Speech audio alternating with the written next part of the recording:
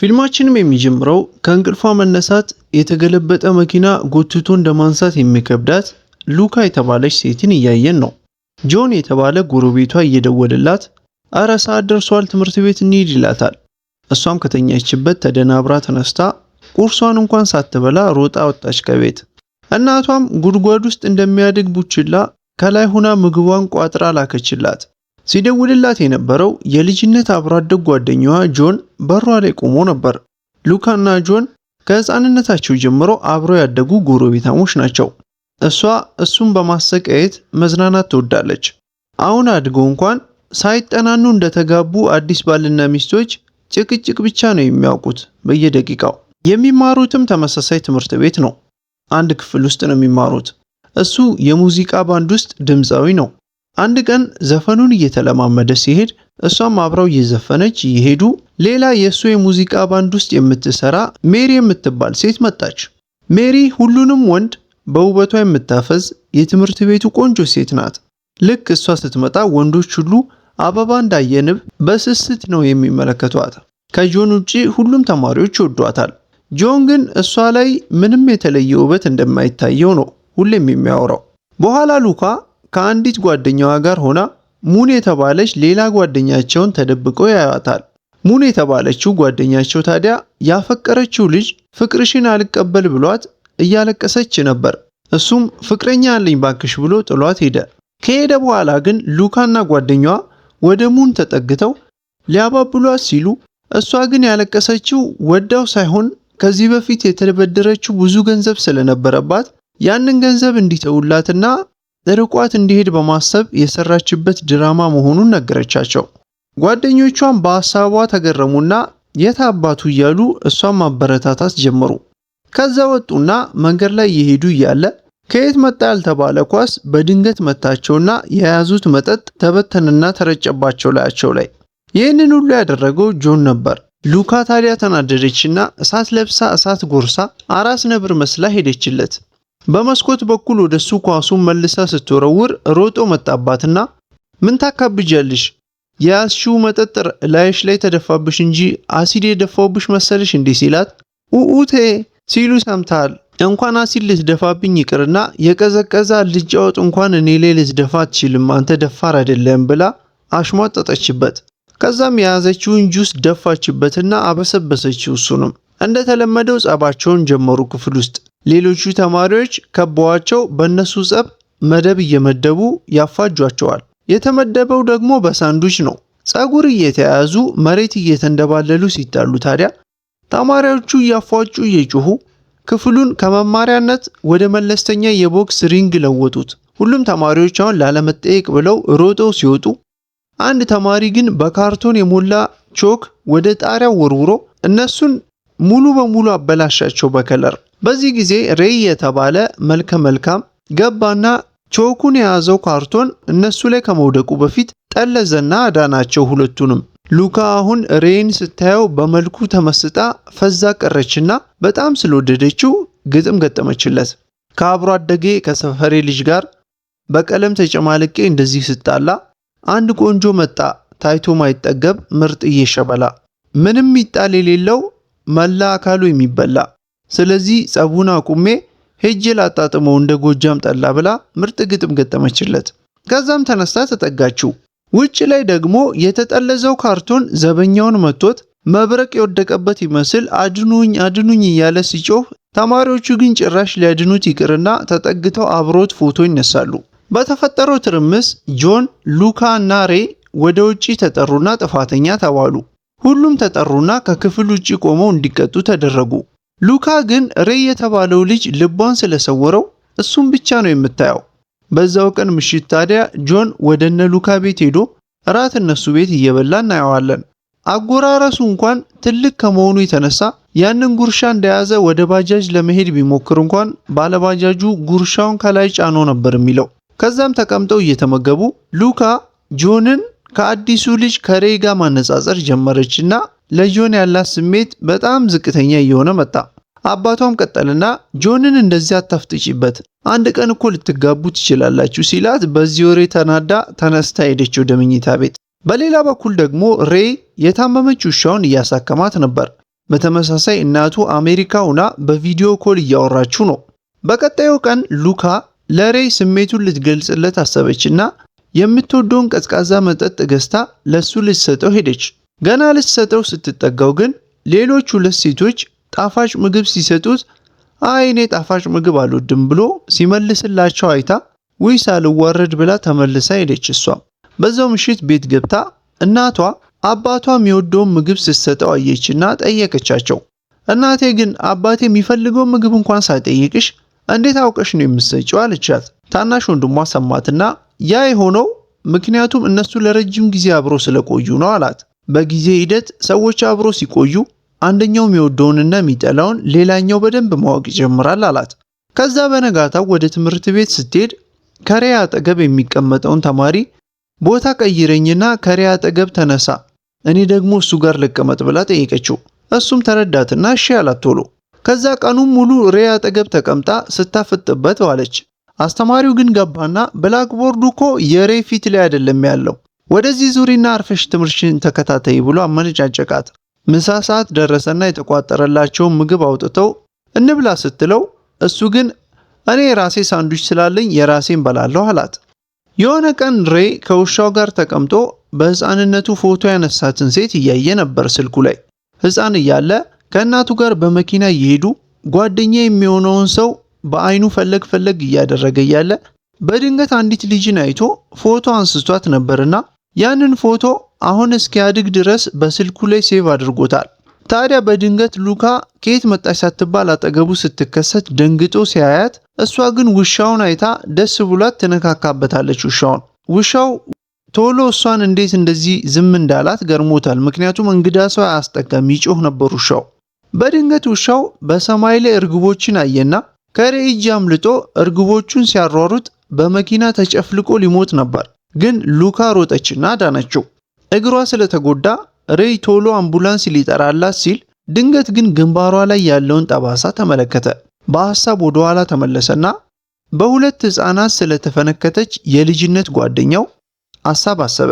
ወደ አሁኑ ደግሞ ተመለሰና ሉካ እያነከሰች ስትሄድ አያትና የልጅነት ጓደኛው እሷ መሆኗን አረጋገጠ። አረማመዷንና ግንባሯ ላይ ያለውን ማህተም ሲመለከት እሷ መሆኗን አረጋገጠ በደንብ። በዛም ምክንያት ተሸክሟት ሄደ። ግን አንድ ጥያቄ ጭንቅላት ውስጥ ይመላለስበታል። የልጅነት ጓደኛዬ እንዴት አሁን ላገኛት ቻልኩኝ እያለ ራሱን ጠየቀ። በዛ ሐሳብ ተውጦ እሷም የተሸከመኝ ግን ስለወደደኝ ነው ወይስ እግሬ ስለተሰበረ ብቻ ነው ብላ እያሰበች ጉዟቸውን ቀጠሉ። ህፃን እያሉ ውሻውን ከተጣለበት አንስተው ለማሳደግ ሁለቱም ስለወሰዱት ነው ውሻው አሁን እሷን ሲያይ ቶሎ የተላመዳት እንጂ ለእንግዳ ሰው ፊት አይሰጥም ነበር ውሻው። በቀጣይ ሬይ ከአያቱ ጋር ተቀምጦ የሆነ ሰው የልጅነት ጓደኛውን ከረጅም ጊዜ በኋላ በድጋሚ ቢያገኝ ምን ማድረግ እንዳለበት አያቱን ጠየቀው። አያቱ ሲመልስለትም ያቺ ሴት የልጅነት ጓደኛሞች እንደነበራችሁ በራሷ እንድታውቅ አድርጋት አለው። በቀጥታ ከመናገር ይልቅ በራሷ ነገሩን እንድታስታውስ አድርጋት፣ ያ ሮማንቲክ የሆነ መንገድ ነው አለው። ሬይ በአያቱ ሐሳብ ተደመመና የአያቱን ትዕዛዝ ተቀብሎ የትምህርት ቤት ተማሪዎችን ጠራና የሆነ ቦታ ወስዷቸው ሉካ እዚህ ስትደርስ እኔን መምታት ትጀምራላችሁ፣ ከዛ እሷ ልታድነኝ ወደዚህ ቦታ ስትመጣ ይሄን ቦታ ታስታውሰዋለች፣ ምክንያቱም ልጅ እያለን ትዝ ይለኛል እዚህ ቦታ በሕፃንነቴ ልጆች ሲደበድቡኝ መታ አድናኝ ነበራልና ነገራቸው ለጓደኞቹ። ተማሪዎቹም እንደተባሉት ትዕዛዝ ተቀበሉና እሷ መምጣቷን ሲያዩ እሱም መደብደብ ይጀምራሉ። እሷ ግን ከጓደኛዋ ጋር ሆና ሲደበደብ አይታው ትታው ሮጣው ሄደች። እሱም እቅዱ መበላሸቱን ሲመለከት ዞሮ ጓደኞቹን መቀጥቀጥ ጀመረ በንዴት። ከጓደኞቹ መሃል አንደኛው ታዲያ ስልክ ደውሎ ጆንን ጠራውና አረ ድረስልን ሬይ ሊጨርሰን ነው አለው። ታዲያ ከጎረቤቱ ጋር አዲስ ግንኙነት በመጀመሩ ሬይ ላይ የተናደደው ጆን ሮጦ መጣና ሊጣላው ተጋፈጠው እና ተደባደቡ። በነጋታው ጆን እና ሉካ ሲገናኙ ፊቱ ቆስሎ ተመልክተው ስትጠጋው እሱ ግን ከሬይ ጋር አጉል ቅርርብ በመፍጠሯ ስለተናደደ ዞር በይልኝ አላት በንዴት። ስታነክስ አያትና ግን ተሸክሜ ላድርስሽ ወደ ክፍል ሲላት እሷ ግን አይ አይሆንም የክፍል ተማሪዎች ነገሩን በሌላ ነገር ነው የሚወስዱብን ብላ ችላ አለችው። ከትምህርት ቤት ሲለቀቁ ወደ ሬይ ቤት ሄደችና ለምን ቀረህ ትምህርት ቤት ዛሬ አለችው። እሱም ፊቱ ተቀጥቅጦ የተጋጨ መኪና መስሎ ስትመለከተው እንደተደባደበ አወቀች። ግን ደግሞ ጸቡ ከጆን ጋር እንደነበር አላወቀችም። ሬይ ታዲያ ወደ ውስጥ ግቢ ብሎ ይዟት ገባ። ግን ሴት አያቱ ተመልክታ ፈራች። ሴት አያቱ የመርሳት በሽታ ስላለባትና ሰው እየቀያየረች ስለምታይ ባለቤቴ የታለ እሱን አምጡልኝ ብላ ተጨነቀች። ሁኔታውን ለሉካ ሲያስረዳት ታዲያ ሉካ አንድ ሐሳብ መጣላት። እንደ ሰውየው ሆና ሴትዮዋን ለማረጋጋት ለሰውየው ቪዲዮ ኮል ደውላ ፊቷ ላይ ስልኩን አድርጋ እንደሱ ሆና ስትቀርባት ሴትዮዋ ባለቤቷ ቤት የመጣላት መስሏት ተያይዛ ከሉካ ጋር መደነስ ጀመረች። በዚህም ሬይ ሙዚቃ እየተጫወተላቸው በሁኔታውም በፈጠራውም ተደሰተ። ከዛም ፊልማችን ሜሪን ያስመለክተናል። በሙዚቃ ባንድ ውስጥ እየተጫወተች አይኗን ግን ጆን ላይ ጥላለች ሙሉ በሙሉ። ሜሪ ጆን ላይ ፍቅር አድሮባታል። እሱ ግን ነገሩ ስላልገባው ቦታም አልሰጣትም። ሬይ እና ሉካ በአንጻሩ ቤት ከሄደችበት ቀን ጀምሮ በመሃላቸው ያለው ግንኙነት በጣም ደምቋል። ክፍል ውስጥም የፍቅር ጊዜያቸውን አጣጥመው ቀጠሉ። ቤት ገብተውም በስልክ እየተጻጻፉ እረፍት የላቸውም። ከዛም ጆን ወደ ሉካ ቀረበና የሙዚቃ ድግሳችንን በምናቀርብበት ቀን አንዲት አባላችን ለቅሶ ገጠማትና ቀርታለች። ስለዚህ እሷን ተክተሽ ግቢና እንደ አስቴር አወቀ መድረኩ ላይ አድምቂልን አነካኪው አላት። ሉካ መጀመሪያ እምቢ ብትልም በብዙ ልመና ግን አሳመናት። የድግሱ ቀን ደርሶ ፕሮግራሙን እያዘጋጁ ሉካ በሚያስገርም ብቃት ሙዚቃውን አቀረበችና ህዝቡን አዘለለችው። ሜሪ ግን ከመድረክ ጀርባ ሆና እያለቀሰች ነው። ምክንያቱም ጆን ሙዚቃውን የሰራውት ለሉካ ነው፣ ይሄ ሙዚቃ የምዘፍነውን ለሷ ነው፣ ምክንያቱም ከልጅነት ጀምሮ የማውቃት ውድ ጓደኛዬ ናት ብሎ ነግሯት ነበር ለሜሪ። ታዲያ ሜሪ ተናደደችና እያለቀሰች ወጥታ ሄደች። ነገር ግን ሉካና ጆን በሚገርም ብቃት ስራቸውን አሳምረው አቀረቡ። ከህዝቡ መሃልም ሬይ ነበር። ሉካን እንደዛ ሆና ሲያያት ልቡ ተሰበረሱ። በጣም አዝኖ ወጣና ሄደሱም። ጆን ሲዘፍን ግጥሙን በደንብ የሰማው ሬይ ለሷ እንደሚዘፍንላት ነው የገባው። ፕሮግራሙ አልቆ ጆን በጣም ተደስቶ ታዳሚዎቹን በፍቅር ሸኛቸው። ነገር ግን ሉካ ተከፍታለች በጣም፣ ምክንያቱም ሬይ ተሰውሮባታል፣ ስልኩም አይሰራም። በቀጣይ ቀን ትምህርት ቤት ሲገናኙ ሬይ ሙሉ በሙሉ ተቀየረ ጸባዩ። ከዚህ በኋላ በህይወቴ ጣልቃ እንዳትገቢ፣ ራቂልኝ ከጎኔ ብሎ ተናገራት አጉል ንግግር። ከኔ ይልቅ ትኩረትሽን አሁን ጆን ላይ ብታደርግ ይሻልሻል አላት። ጆን ታዲያ ሬይ ብቻውን ክፍል ሲገባ አየና በሁለቱ መሃል የሆነ ነገር እንደተፈጠረ ገባው። በዚህ የተጨነቀው ጆን ሉካ ስትናደድ የምትሄድበትን ቦታ ስለሚያውቅ ወደዛ ሄደና አገኛት። ሁሌም እኮ እኔ ከጎንሽ አለውልሽ፣ እኔ ያለውልሽ እንዴት ታዝኛለሽ ብሎ ሊያጽናናት ሞከረ። ከዛም ህመሟን ሊያስረሳት ብሎ የመዝናኛ ቦታ ወስዶ ቀኑን ሙሉ ሲደሰቱ ሲጫወቱ ሲሳሳቁ አሉ።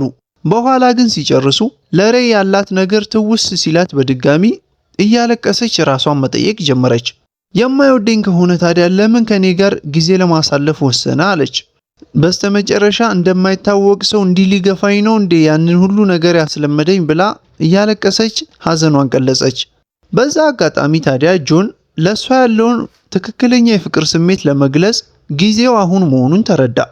እኔ አፈቅርሻለሁ፣ ከማንም ወንድ በላይ አውቅሻለሁ፣ ሁሌም ደግሞ ልንከባከብሽ ፈቃደኛ ነኝ አላት።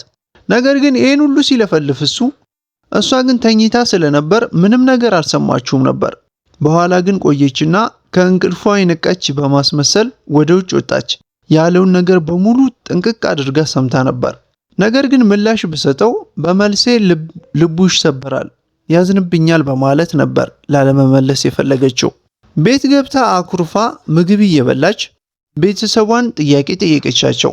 አንድ ወንድ ግን ዋጋሽ ትንሽ ነው ብሎ ጥሎኝ ከሄደ ምንድነው ማድረግ ያለብኝ አለች።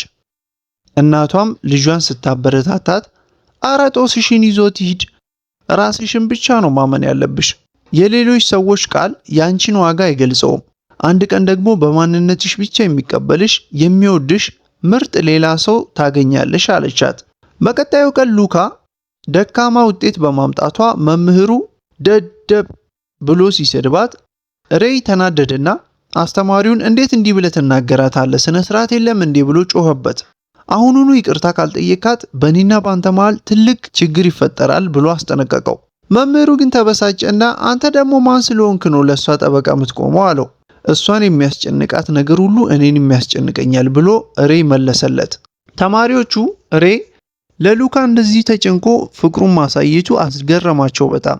ከዛም የትምህርት ቤቱ ጸጥታ አስከባሪ ሬይን ጠራውና በል አሁን ሄደህ መምህሩን እግሩ ላይ ወድቀህ ይቅርታ ጠይቀው፣ አለበለዛ ከጆን ጋር ስትደባደብ የተቀረጽከውን ቪዲዮ ለከፍተኛ አካላት አሳይቼ አስባርራለሁ ከዚህ ትምህርት ቤት አለው።